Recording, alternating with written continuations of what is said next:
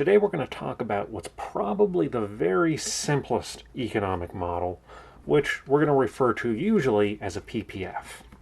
But we can't just use the acronym, we have to know what it is and understand what it means to make sense of this model. So PPF stands for Production Possibilities Frontier. I before E, Production Possibilities Frontier. Now, I want you to take a second and think about what each of these words mean. Pause the video, help yourself to a dictionary, look up what does frontier mean, what does possibilities mean in that context, and what would production possibilities frontier mean taken all together. So like I just did there, start from the bottom. Really think, what is a frontier? That's really the key to this model. All right, so you're back, you've had a chance to think about this. Let me share what I think. For me, when I think frontier, I think Star Trek and I think the Old West. And what the frontier was in those cases was the edge of civilization. And a frontier in this context is essentially also an edge. So really what it is, it's an edge of possibilities. It's the edge of what it's possible to produce. And that's all a PPF is. PPF is showing us the edge. Now, the other thing is an edge is between something, right? So it's the edge of civilization, and past the edge is non-civilization. So here it's the edge of what it's possible to produce, and the other side of that edge is what it's impossible to produce. Now notice that if we're trying to graph what's the edge of what's impossible to produce, if we're trying to make a production impossibilities frontier, we should get exactly the same thing.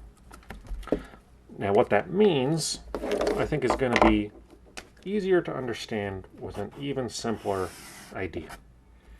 So let's say I am a wheat farmer, and so my question is, how much wheat is it possible for me to produce?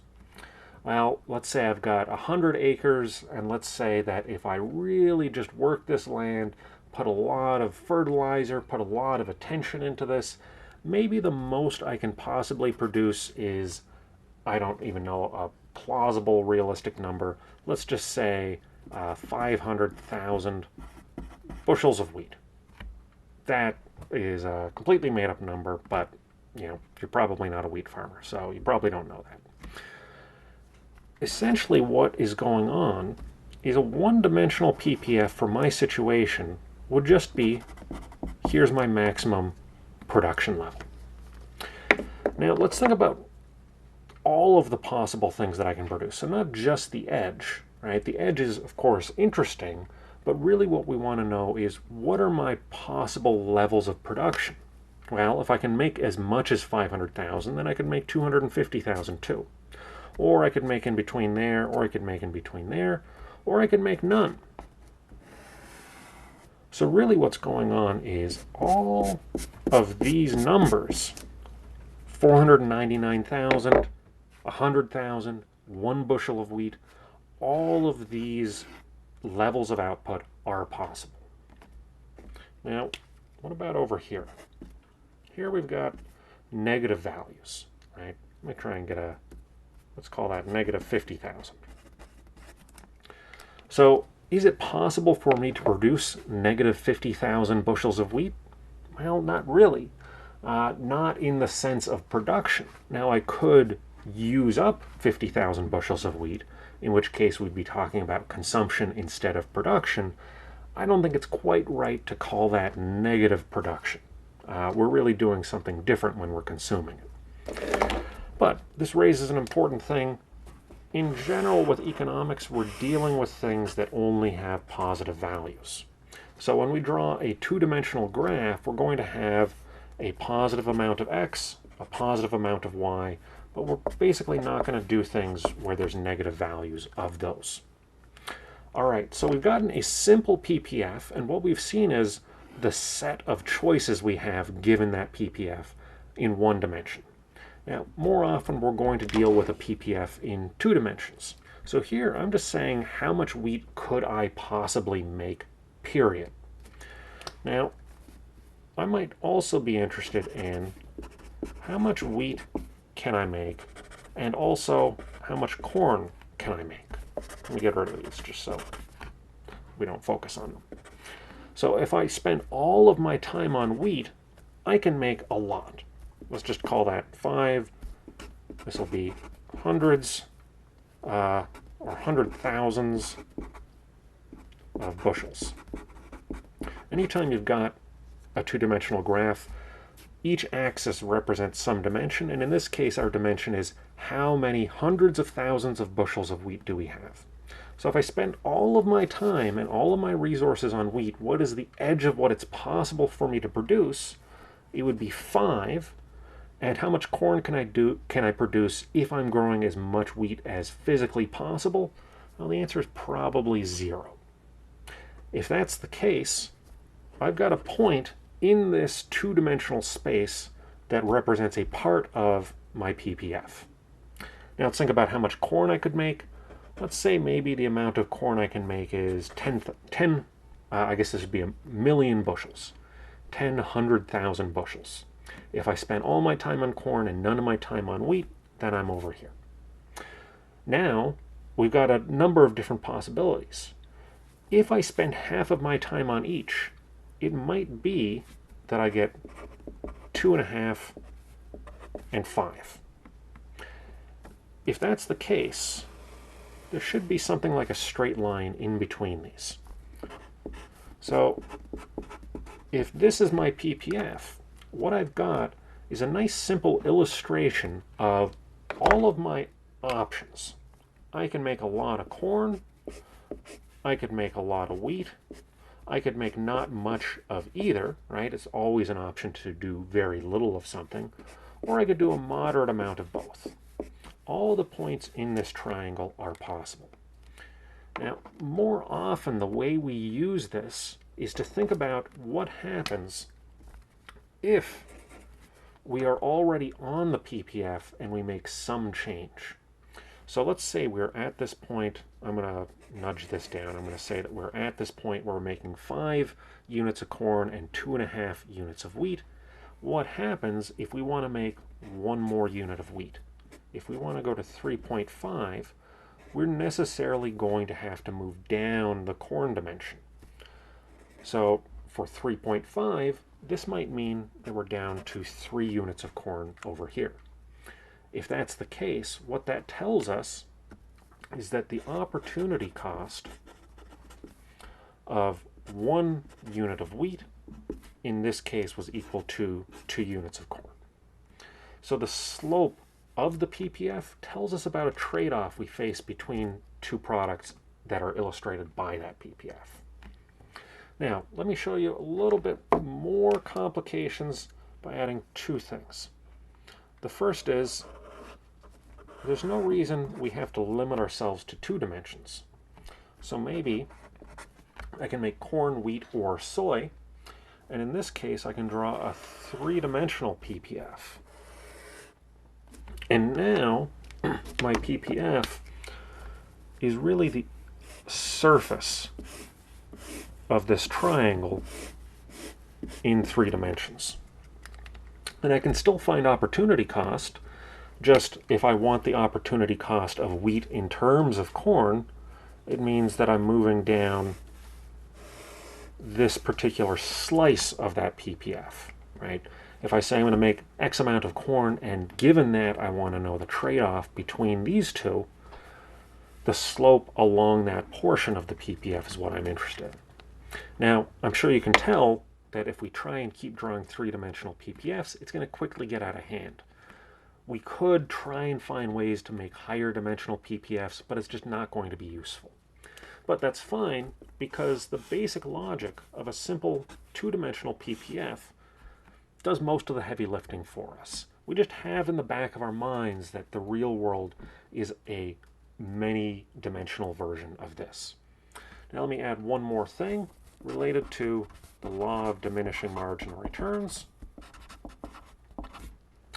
which is probably we're not going to have a straight line. Now, the straight line is going to be really important as a simplifying assumption. It's going to make it easier for us to understand comparative advantage. But if we're trying to tell a more realistic story just about the trade-off between wheat and corn, probably a more realistic story is that some land is better for corn, and some of our equipment is better for corn, and some of our equipment is better suited to growing wheat. So if we're spending all of our effort and equipment and capacity trying to produce wheat, and we cut back a little bit so that we can grow more corn, probably what's going to happen is we're going to take some corn-specific equipment or some corn-specific resources, maybe of a fertilizer specifically formulated for the breed of corn you usually grow. You were spreading that on a wheat field.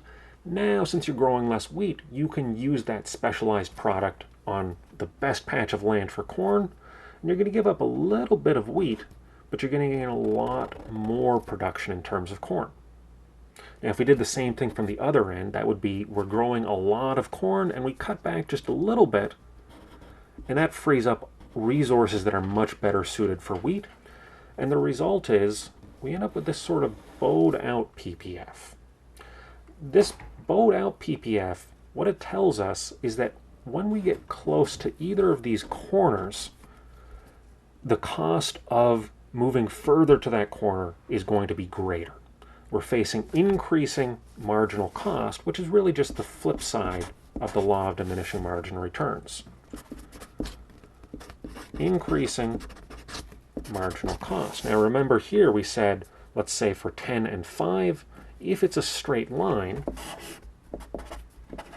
what that means is each additional unit of wheat costs us 2 units of corn.